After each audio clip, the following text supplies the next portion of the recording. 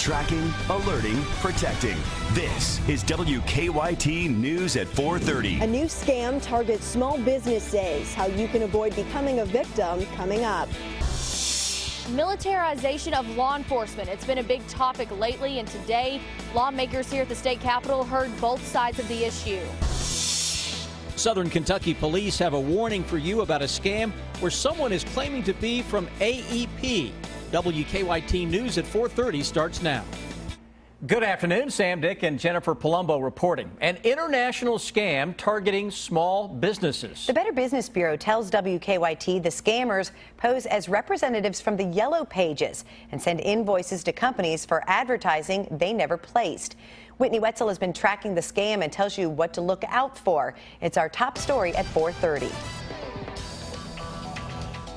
The Better Business Bureau is warning small businesses about a scam involving Yellow Pages. This is a copy of the fax that was sent to WKYT. It states that in order to be included in a new online directory for Kentucky Yellow Pages, the employer must provide the business's website, email, and name, along with his signature before a specific deadline in order to be included in next month's edition.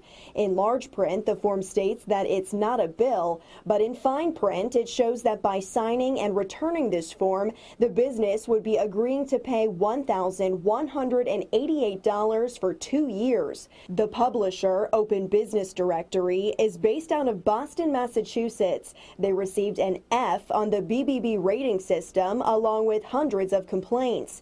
Officials say directory listing is a common scam that targets businesses. The issue with these types of Yellow Pages solicitations is, first of all, they'll use the logo of the walking fingers, that familiar logo everyone has seen for years associated with Yellow Pages directories.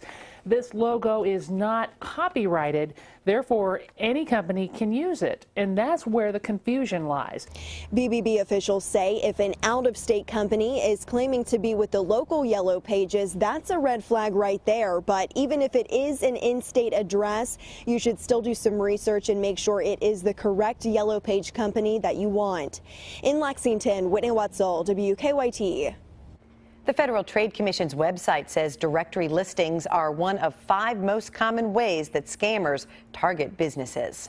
State lawmakers met in the Capitol today to talk about if police departments should be allowed to use surplus equipment from the military. While some say use of military equipment is unnecessary, others say it's needed from time to time. Jerica Insko has testimony from both sides of the issue. At the state capitol here in Frankfort, representatives listened to testimony about the militarization of law enforcement. Both sides were heard in this morning's meeting. The Kentucky General Assembly's Local Government Committee heard from 2 men on the topic, one being a professor at Eastern Kentucky University. The EKU professor stated he does not think SWAT teams and use of surplus military equipment by police officers is unnecessary, but can be easily overused, saying it can frighten communities instead of helping them. But you can also imagine how that destroys any trust that those communities have with their police department. Because immediately it's those cops against us, and for the cops, it's us against them. But the Jeffersontown Police Department chief says they need military equipment in certain circumstances, saying military cannot always respond, but first responders can. This police chief says before they can protect others, they must protect themselves. I worry about my officers going home at night. And whatever equipment I can use to keep them safe, I'm going to use. And whatever equipment I can use to keep your children safe at J-Town High School, Tully Elementary, J-Town Elementary, I'm going to use. Both do agree there have been some instances of excess military gear being misused. A lot of this talk about militarization is coming after the riots in Ferguson, Missouri. At the state capitol, Jerica Insko, WKYT. Kentucky lawmakers today did ask some questions, but nothing was really decided on. This meeting was simply meant to educate the council on both sides of the issue. Another beautiful fall day out there here in the Bluegrass. We are seeing sunny skies, a little bit warmer than yesterday, and it's expected to stay the same until the weekend. WKYT Chief Meteorologist Chris Bailey has details. Looks good, Chris. Yeah, it looks really, really good as we just continue rolling on with the same old pattern, adding a few degrees on top of your thermometer with each passing day, and we'll do that right on into the start of the weekend. Hey, something a little different for us to talk about today. Stop the presses. Some high clouds are showing up into parts of central Kentucky as of now, seeing a few of those on the western horizon. Those temperatures into the mid and upper 70s, bluegrass country into northern Kentucky, into eastern Kentucky, 75 at Morehead State University, down into parts of Breathitt County as well. Southern Kentucky, a lot of upper 70s have been showing up. That's a trend that takes us all the way back toward the Lake Cumberland area. Good looking live first alert defender because there is nothing showing up. Don't expect a whole lot over the next several days, though. Weather headlines with a few more days of the nice stuff before we start to change it up a little bit for the weekend. A lot of those changes will come down the road as we go into early next week, as, believe it or not, rain chances are going to be increasing in the 7-day forecast. I'll show you when that is coming up. State arson investigators are looking into a fire that destroyed an old Central Kentucky gas station. By the time firefighters got there, the old Leach Market building on US 27 in Lincoln County was fully engulfed. Firefighters told the Interior Journal there have been at least 5 illegal burns around the building in the past 3 months. The owner of the property says he was in the process of tearing it down. Scamming businesses for money. Several Hazard businesses have received calls from someone claiming to be from a utility company. But police say that is not who they really are. Morgan Lent has talked to police about how you can avoid getting tricked by one of these schemes. It all started last week when we got a news release from American Electric Power about a phone scam in their coverage area. We're told many local businesses here in Hazard were hit, like the Amish Deli and Grill. AEP has this advice to customers, quote, if customers receive any suspicious, urgent, demanding phone call from someone claiming to be with Kentucky Power of AEP, we suggest they hang up and contact us at the toll-free number on their bill, which is 1-800-572-1113, or call local law enforcement. Hazard Police Chief Minor Allen agrees. It's always safe to, double check on something, prior to taking any kind of action on it. He says scams like this one are common these days, with folks receiving calls saying they owe money to a certain group and that they must send funds via prepaid debit cards. If they're saying they're representing a specific company, as they did in this case, I would call the number that's listed in the phone book and say, is this in fact legitimate? Allen tells me to be careful when handing out personal information over the phone. Legendary rocker Bob Dylan is set to be recognized for his musical and philanthropic achievements. His prestigious honor coming up on WKYT News at 4:30. Now, your hour-by-hour forecast with Chief Meteorologist Chris Bailey and First Alert Defender. Fantastic weather on our Wednesday. It's a sign of what is to come over the next couple of days. So if for some reason, like a lot of us, you've been kind of cooped up over the past few days, you may be wanting to get out and enjoy it. Hey, if you got a day or two off coming up, you will get similar weather conditions for both Thursday and Friday. And similar in this case is very nice. Right now across Kentucky, a lot of mid and upper 70s. Cool spot Jackson checking in at 73 degrees. Everybody, though, getting in on the low humidity, that gorgeous sky. Live First Alert Defender says forget about it. Now this morning, a lot of us had some locally dense fog. Will we see that again tomorrow morning? Start you out with the hour-by-hour fog forecast. First thing tomorrow morning, it's going to be patchy. It's going to be a little more centered across parts of eastern Kentucky, but you live near a waterway or you drive by one of the area rivers, you may see visibilities reduced for a time, and then quickly the fog will give way to a sunshiny afternoon sky. Planning your Thursday forecast, upper 40s to low 50s to start out the day. By the end of the day, temperatures are back into the upper 70s, similar to where we are this afternoon. May add a degree or two on top of what your car thermometer has been showing of late. A little better breakdown of that Thursday zone by zone. Mid and upper 70s into bluegrass country. Upper 70s, may see occasional 80 showing up around the Russell Springs and Lake Cumberland areas. Mid and upper 70s southeastern Kentucky, where we'll have some high clouds. Everybody, I think, will see at least a high cloud at some point tomorrow. We're not going to have that just wall-to-wall beautiful blue sky over the next few days, but the pattern is slowly beginning to change. Now, slowly means we're going to keep the good stuff for a little while longer. Big low pressure across the eastern seaboard does throw a little cloud cover across eastern Kentucky later tonight into the day tomorrow. And you notice through your Thursday and into your Friday how we do have some of the overcast conditions. It's going to give us a good-looking fall sky, especially as we go into the late afternoon and the early evenings. Forecast this evening into tonight, chilly again, not as cold at 48 degrees. Hello Thursday, inching closer and closer to the first weekend of fall at 77, flirting with 80 in a few cases across southern Kentucky. Most areas will flirt with 80, I think, Friday into Saturday. Breezy, mild, some on and off clouds will be across our skyline. A little more on Saturday. We look good out at Wildcat, or for the Wildcats and the Doors out at Commonwealth Stadium on Saturday. Sunday, threat for a shower around, still upper 70s. I do like the rain chances, though, coming up Sunday night into Monday. So we'll up those chances a little bit as we go through the next couple of days in all likelihood. But still, that's a pretty good looking forecast as we get ready to flip the calendar to October.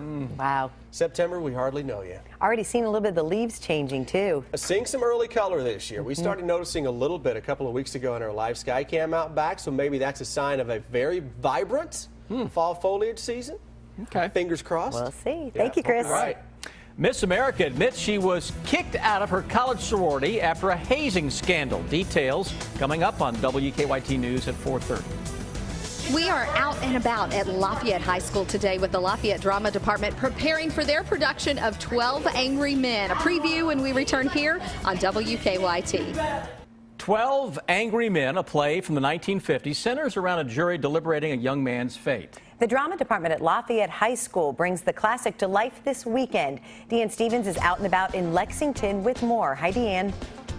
Hey, good afternoon, guys. From Lafayette High School. Boy, this place brings back some memories. Here a few years ago on this stage, Beeler Auditorium for Senior Class Live. I was never talented enough to be a part of the Lafayette Drama Department, but these kiddos are. We have Hannah and Scott with us, juror number 3 and 8 and 12 Angry Men. Great production that you guys are preparing for tomorrow night. Yeah, I think we're ready, though. I think it's coming together. Well, it takes a lot to put something on like this, doesn't it? Talk about the work and the hours that you guys put in before and after school. We rehearse every day after school, and it took a lot of work for us to get all of our lines memorized because this is such an ensemble show and everybody's important, so it took a lot of rehearsal. All right, tell us about 12 Angry Men and set the scene for us, what we're about to see. Okay, so in this scene, juror number 8 is trying to prove a point about the possible innocence of the boy on trial, and she's met with great adversity from all these other jurors that you're going to see. Okay, let's get started. 12 Angry Men taking off tomorrow night here at Lafayette High School. Take a look at this knife. It's a very unusual knife. I've never seen one like it. Neither had the storekeeper who sold it to the boy. Aren't you trying to make us accept a pretty incredible coincidence? I'm not trying to make anyone accept it. I'm just saying that it's possible. And I'm saying it's not possible!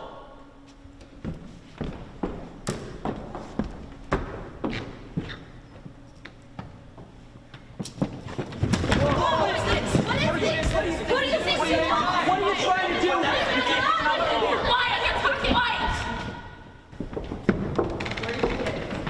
I was out for a couple of hours last night, just thinking. I walked through the boys' neighborhood. The knife comes from a little pawn shop 3 blocks from the boy's house. It costs $15. It's illegal to buy or sell switchblade knives. That's right, I broke the law. Listen, you pulled a real bright trick here. But supposing you tell us what you proved. Maybe there are 10 knives like that, so what? Maybe there are. So what does that mean? What do you think it is? It's the same kind of knife. What is that, the discovery of the age or something? This does not change the fact that it would still be an incredible coincidence for another person to have made the stabbing with the same kind of knife. That's right, he's right. The odds are 1,000,000 to 1. It's possible, but not very probable. Lafayette Drama Department presenting 12 Angry Men tomorrow night, running Saturday and Sunday, as well as a matinee, Friday and Saturday and a matinee on Sunday. Check it out. Tickets sold at the door, $10 for adults, $8 for students. I'm Deanne Stevens, out and about at Lafayette. Thank you, Dan. A lot of talent on that stage they there. put a lot of energy into that.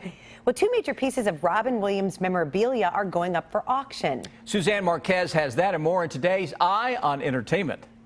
Robin Williams' Mork and Mindy spacesuit is going up for auction, along with his egg-shaped spaceship. The items, which will be included in a Hollywood memorabilia auction starting October 17th, are expected to sell for at least $25,000. A new exhibit called David Bowie Is opened in Chicago Tuesday. It features more than 400 items, including the rock legend's costumes and handwritten lyrics. The stars of the new dramatic comedy Pride attended a special screening of the movie in Los Angeles. You're the first geese I've ever met in my life. As far as you're aware. That's true. Pride is based on the true story of a group of gay and lesbian British activists who forged an alliance with striking mine workers in the summer of 1984. It's beyond one's sort of wildest imaginations. Pride is in select theaters Friday.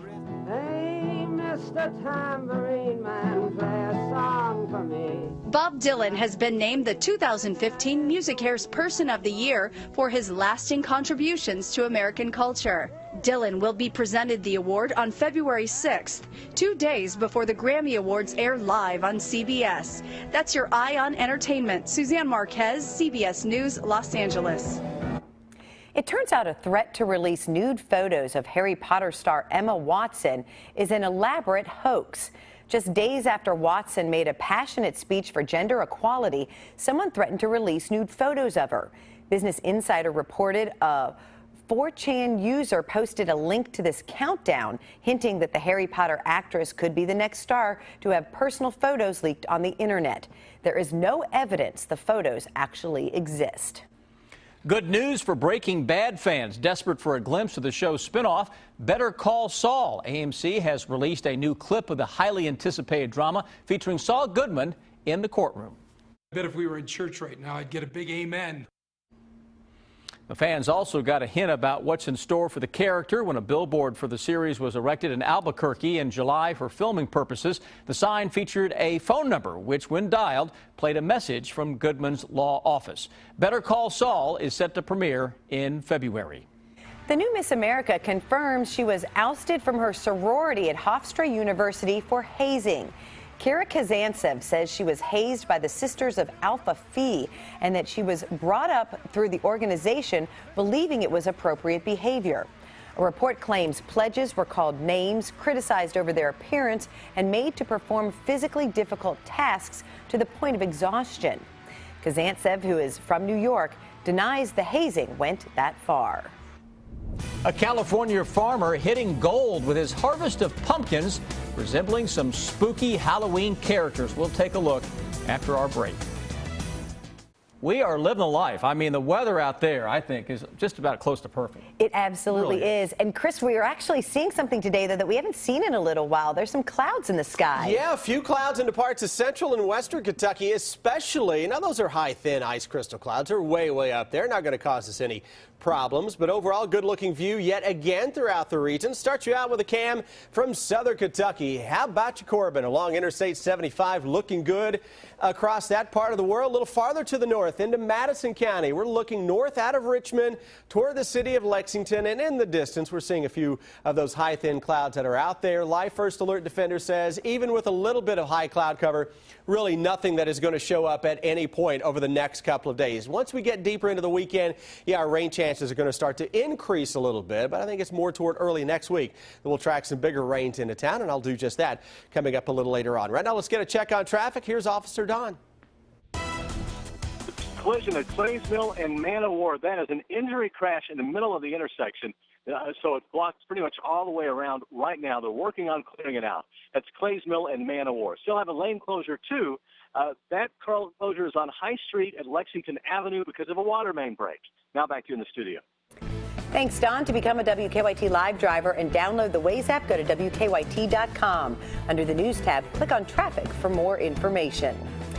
A peculiar pumpkin, a feisty grandma, and a golfer's meltdown caught on camera. It's the video that will have you talking. Take a look at this.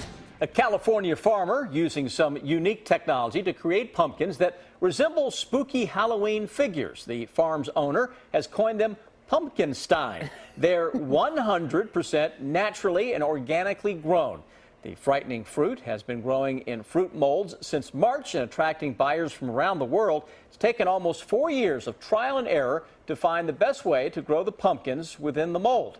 And this year's harvest marks their first full production. The owner sells them for $75 a pop. It's cool. You don't have to carve it. There you go. Well, speaking of scary, don't mess with this grandma. Mary Alice Esparza is affectionately called Graffiti Grandma in North Las Vegas because she prowls the streets at night looking to catch taggers in the act. Esparza says she doesn't want to see her hometown of 30 years covered with colors from bored young people. Armed with a flashlight, she hopes to shame the paint perpetrators into finding a better outlet for their art. Okay, if you've ever been frustrated on the golf course, this is for you. A golfer with a big meltdown in Philadelphia. Well, golf is that kind of sport that can really get you teed off. And this was a head turner. Chris Cataldo didn't just snap his clubs, he clubbed them. What he didn't realize was that his buddy was recording his tantrum.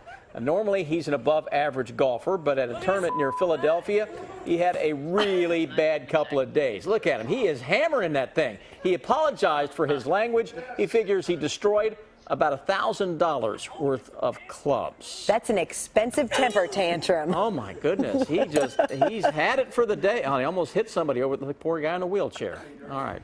All right. Much more to come now. Stick around for WKYT at 5 o'clock.